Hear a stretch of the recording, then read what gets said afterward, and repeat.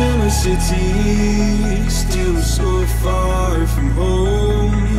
I've searched for you all my life. Cast out like a shadow, racing towards the light. I pray to see you one more time. So hello guys, welcome back to our channel. It's me Bikram Thapa. सबलाई च्यानलमा स्वागत छ twister ब्लग्समा. So आज चाहिँ मैले हजुरहरुलाई नयाँ bike लिएर आएको छु, एशियन बिस्टको HYPERX 250. As you can see the bike है, यो चाहिँ अहिले नयाँ मार्केटमा नयाँ आएको बाइक हो with the price tag of 5,55,000. यही नै हो बाइक. हजुरहरुको अगाडि मैले लास्ट भिडियोमा भनेको थिएँ कमेन्ट गर्नु, अनि धेरैले कमेन्ट गरेर रेस्पोन्स राम्रो गरायो भएर मैले बाइक चाहिँ हजुरहरुलाई एउटा रिभ्यू भिडियोमा लिएर आएको छु. यो चाहिँ आज राइड एन्ड रिभ्यू हुन्छ. बेसिकली सुरुमा चाहिँ रिभ्यू गरौँ अनि हल्का टेस्ट राइड भिडियो पनि म देखाउने नै वाला छु.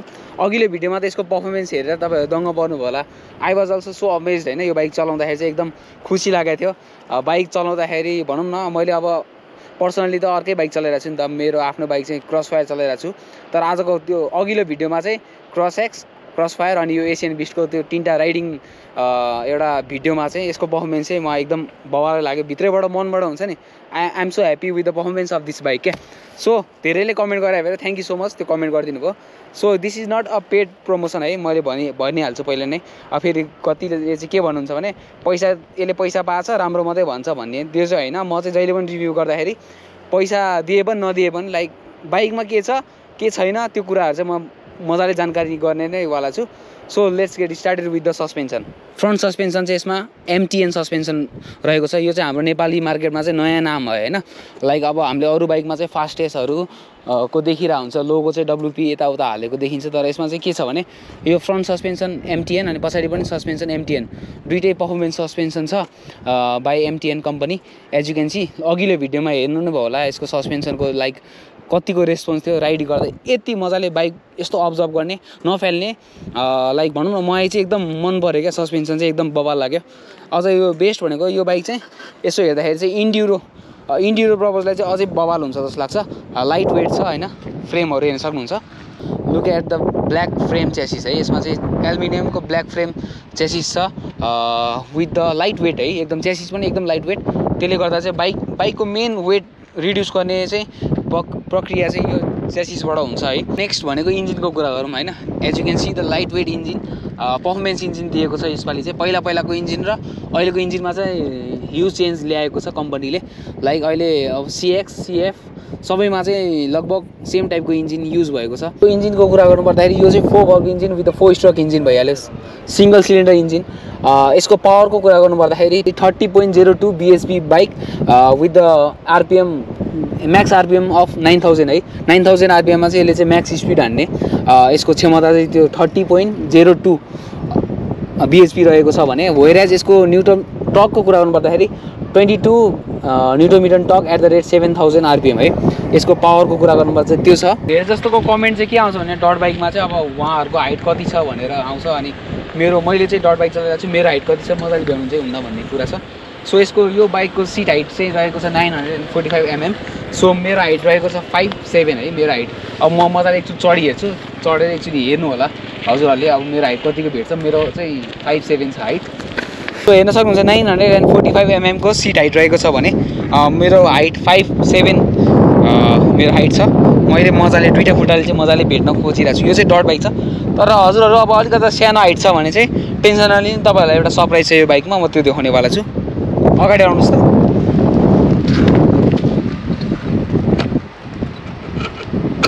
कम्पनीले चाहिँ के गरेको छ भने सानो हाइटको मान्छेलाई चाहिँ एउटा easy to ride. As you can see the double hole है. त्यहाँ तपाईँको सस्पेन्सनको मुनिपट्टि चाहिँ लिङ्कमा चाहिँ डबल होल छ. त्यो माथि हाल्यो भने चाहिँ हाइट घट्छ है यो बाइकको. सो अलिकति सानो हाइट लाइक 5'5" को मान्छेले पनि आँट्यो भने चाहिँ चलाउन सकिन्छ. तर डटमा अलिकति गाह्रो होला होइन. तर लगभग 1 इन्च जति चाहिँ हाइट घट्छ. त्यो चाहिँ एउटा राम्रो कुरा भयो सानो हाइट भएको मान्छेलाई.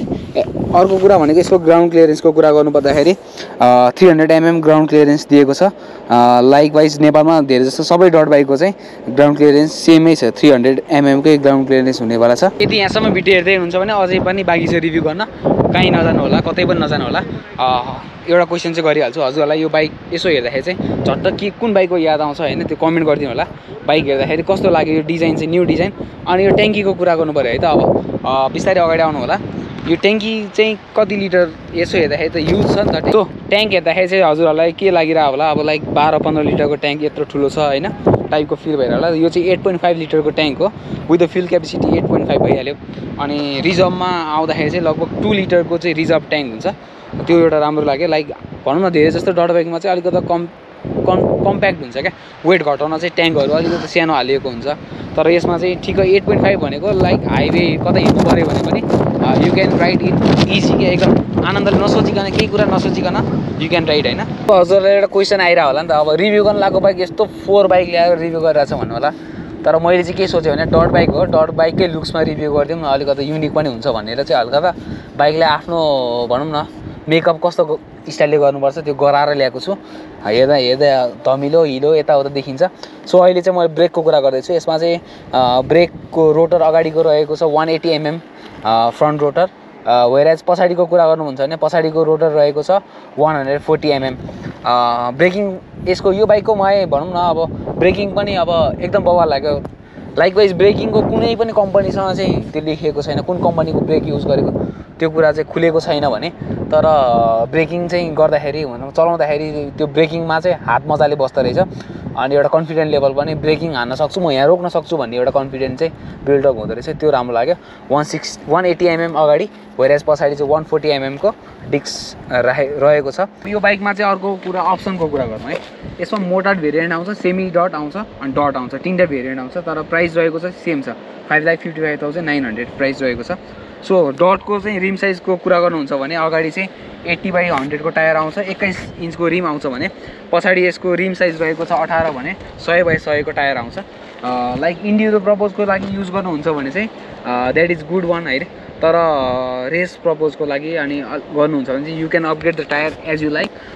140सम्मको टायर पनि हाल्न मिल्छ, 120सम्मको हाल्न मिल्छ, हजुरहरूको अप्सन आफ्नो राइडिङको स्टाइल अनुसार हजुरहरूले चाहिँ टायरहरू चेन्ज गर्न मिल्छ, त्यो एउटा चाहिँ बेस्ट पोइन्ट भइहाल्यो। सो मोटरमा चाहिँ यसको पछाडि चाहिँ 140, 60, 17 को टायर आउँछ भने अगाडि चाहिँ 110, 70, 17 को टायर आउँछ, त्यो पनि लाइक राम्रै कुरा हो। अब यसको एक्जस्टको र अनि साउन्ड सुनौँ है त हामी।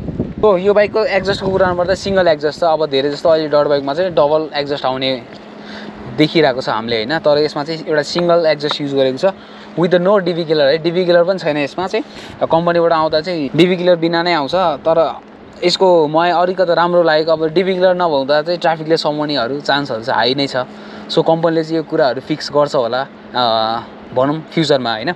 सो अब यसमा चाहिँ पर्फर्मेन्स पार्टहरू चाहिँ के युज भएको रहेछ त्यो कुराहरू गरौँ है त। बाइक त सबैले कुदाउनुहुन्छ, तर कुदाउँदाखेरि अब मेन भनेको हातमा प्रब्लम आउने कि नआउने, चलाउँदाखेरि कतिको comfortable. So look at this here we have a निभी।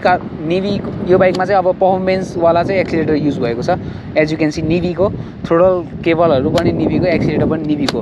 त्यसले गर्दा चाहिँ के हुन्छ भने हजुरको सर्ट स्पिनमै होइन सर्ट थ्रोटलमै चाहिँ बबाल मजाले पावर लिएर जाने हुन्छ बाइकहरू। छोटो समयमै यसले चाहिँ मजाको रेस्पोन्स लिएर हाई एक्सिलेसन जान्छ। वेयरएज दुइटै ग्रिप पनि ह्यान्ड ग्रिप पनि तपाईँको चाहिँ निभीको दिएको छ, quite comfortable with the gloves है, चलाउँदाखेरि ग्रिपेबल छ यो चाहिँ। अर्को पर्फर्मेन्स भनेको चाहिँ अब भनौँ न यसमा ह्यान्डल बारको यो होल्डर पनि सिएनसी पार्टहरू युज गरेको छ, अगाडि सस्पेन्सन होल्डरहरू पनि तपाईँलाई एक्चुअल के भन्छ त्यो चाहिँ थाहा भएन, तर यो कुराहरू पनि सबै सिएनसी युज। अनि प्लस तपाईँको सस्पेन्सनमा जमेको एयर आउट गर्न चाहिँ यहाँ सस्पेन्सनमा चाहिँ एउटा प्रेस गर्ने बटन छ, सो द्याट अलिकति राइड गरेर सस्पेन्सन हल्का हार्ड भयो भने चाहिँ तपाईँले यहाँको एयर निकाल्न सक्नुहुन्छ। अर्को भनेको सबसे मलाई चलाउँदाखेरि त्यो हाई रेस्पोन्स बाइकको रेस्पोन्स, यो अघिल्लो भिडियोमा देख्नुभयो होला थ्रोटल बडीको रेस्पोन्स कसरी त त्यो पोसिबल हुनुको रिजन चाहिँ यसमा निभीको कार्बोरेटर युज गरेको छ।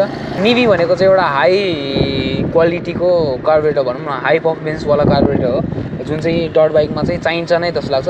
त्यसले गर्दा तपाईँको बाइकहरू पनि स्मुथ इजी स्टार्ट हुन्छ अनि एउटा पर्फर्मेन्स हुन्छ, तर माइलेज चाहिँ हल्का कम हुन्छ स्लाइटली, किनभने यो पर्फर्मेन्सको लागि बनिएको कार्बोरेटर भएर हजुरहरूको माइलेजमा चाहिँ हल्का कम्प्रोमाइज चाहिँ गर्नुपर्ने हुन्छ हजुरहरूले है। बेसिकली डट बाइक भनेपछि त माइलेजको लागि त अब अभियसली मान्छे सोच्नु हुन्न होला, तर आजभोलि चाहिँ के भएको छ भने नेपालमा चाहिँ डट बाइक भनेको डे टु डे युज गर्न थालिएको छ। तर बेसिकली मैले बुझेको चाहिँ डट बाइक भनेको चाहिँ डे टु डे युज गर्ने बाइक चाहिँ होइन। त्यही भएर चाहिँ यसमा चाहिँ पर्फर्मेन्सहरू कुरा युज गरेको कारण चाहिँ त्यो हो जस्तो लाग्छ। चलाउँदाखेरि कन्फिडेन्ट बढ्ने, हावाहरू चाहिँ अलिकति बलियो। सिएनसी पार्ट भनेको चाहिँ लाइक हेर्दाखेरि पनि राम्रो, अलिकति यसको पर्फर्मेन्स चाहिँ राम्रो हुन्छ, बलियो हुन्छ क्या। सो त्यो कारणले चाहिँ यसको दुइटै रिममा, फ्रन्ट र ब्याक सबै रिममा चाहिँ सिएनसी हब भनेर युज गरिआएको छ। सो हजुरलाई चाहिँ अझै यसमा अरू कुराहरू पनि थप्न मन छ भने चाहिँ सोरुममा चाहिँ सिएनसी पार्ट्सहरू पनि मजाले अभाइलेबल छ। You can visit the nearest showroom होइन। काठमाडौँभन्दा बाहिर चाहिँ यसको 3टा अरू सोरुम छ, त्यहाँ गएर भिजिट गरेर बाइकहरू हेर्न सक्नुहुन्छ। होप यो भिडियो हेर्नेजेलसम्म त्यहाँ सोरुममा बाइक पनि पुग्यो होला, HYPERX 250। सो यही नै हो। अब चाहिँ हल्का यसको साउन्डहरू सुनाउँछु अनि लगभग हामी चाहिँ रिभ्यूको एउटा इन्डमा आइसकेको छौँ गाइज। सो हल्का एउटा राइड भिडियो हुन्छ, हल्का 1-2वटा ड्रोन सटहरू हेर्नु होला, त्यही नै हो। सो अब यसको आवाज सुनौँ है त हामी।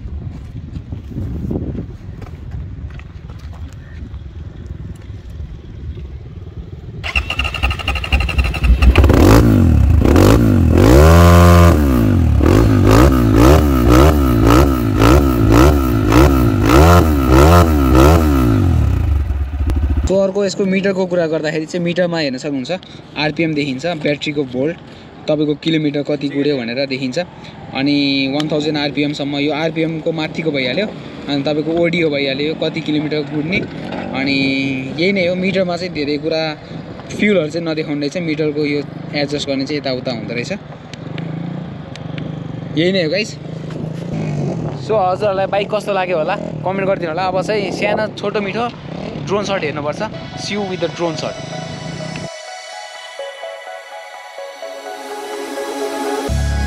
Lost in a city, still so far from home. I've searched for you all my life. Cast out like a shadow, racing towards the light. I pray to see you one more time.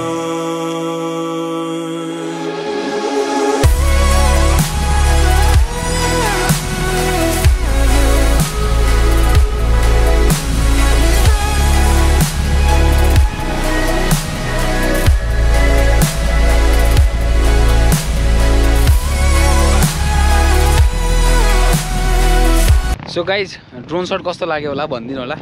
Not a pro होइन, भर्खर सिक्दैछु drone सट, खासै गर्न त आउँदैन, गरेँ। Overall बाइकको सबै रिभ्यू त मैले गरिहालेँ होइन। यसमा केही छुट्याएको छ भने I'm so sorry about that. हाम्रो अहिले तपाईँले अब रिभ्यू हेर्नु भइहाल्यो, सर्ट रिभ्यू त्यो हाम्रो रामजीले दिइहाल्नु हो। तर अब हाम्रो मैले एक्सप्लेन गर्न लागेको भनेको चाहिँ हामीले अब यो हाम्रो सोरुममा चाहिँ तपाईँले कस्टम एउटा बाइक पनि पाउनुहुन्छ, जुन तपाईँको हामीले फुल्ली अपग्रेड गरेको छौँ। अपग्रेड भन्दा चाहिँ तपाईँको सर्टेन पार्ट्स, कस्टम पार्ट्सहरूले अपग्रेड गरेको बाइक हो। जुन अब तपाईँले यसमा पार्ट्स पाउनु हुने चाहिँ तपाईँको भनेको यो हाम्रो ट्रान्सपेरेन्ट ग्लास कभर, त्यसपछि भनेको वाटर पम्पको गार्ड, त्यसपछि इन्जिन नट बोल्टहरू सेटै आउँछ, त्यसपछि भनेको anti folding brake clutch lever सेटै आउँछ, जुन हाम्रो 360 टर्न छ। तपाईँको तल माथि दुइटै, अगाडि पछाडि सबै हुन्छ। त्यसपछि भनेको अगाडि छ हाम्रो यहाँ रेडिएटर गार्ड जुन प्रोकेकिनको छ। प्रोकेकिनको रेडिएटर गार्ड सुत्दा तपाईँको भनेको ह्यान्डल एउटा हाम्रो प्रोकेकिनको ओरिजिनल कम्पनीबाटै आउने हाम्रो नर्मल एन्टी बेन्डिङ ह्यान्डल छ। त्यसपछि भनेको तपाईँको यहाँनिर चेन गार्ड छ, फ्रन्ट चेन गार्ड। त्यसपछि केन्टिन एडजस्टर छ। त्यसपछि भनेको क्लच केबल होल्डर र हाम्रो युनिभेलको ओरिजिनल चेन छ, ब्लू चेन।